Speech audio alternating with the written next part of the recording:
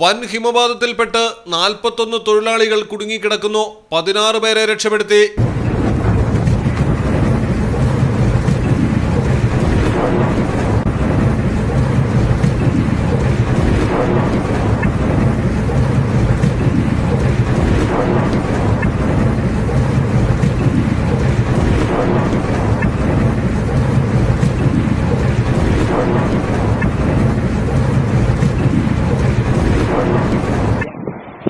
ഉത്തരാഖണ്ഡിൽ India China അതിർത്തി മേഖലയിലെ ബോർഡർ റോഡ് ഓർഗനൈസേഷന്റെ ക്യാമ്പിന് സമീപമാണ് ദുരന്തം നടന്നത്. ഹിമപാതത്തെ തുടർന്ന് 57 തൊഴിലാളികളാണ് കുടുങ്ങിയത്. 16 പേരെ രക്ഷപ്പെടുത്തിയിട്ടുണ്ട്. BRSന്റെ ക്യാമ്പുകൾക്ക് മുകളിലേക്കാണ് മഞ്ഞുമല ഇടിഞ്ഞു വീണത്. ക്യാമ്പുകളിലെ കണ്ടെയ്നർ ഹോമുകളിനുള്ളിലാണ് തൊഴിലാളികൾ കുടുങ്ങിക്കിടക്കുന്നത്. വലിയ രീതിയിൽ മഞ്ഞ് നീക്കം ചെയ്തു വേണം തൊഴിലാളികളെ പുറത്തെടുക്കാൻ. ഇവരെ രക്ഷപ്പെടുത്താനുള്ള ശ്രമം ഊർജിതമായി തുടരുന്നു.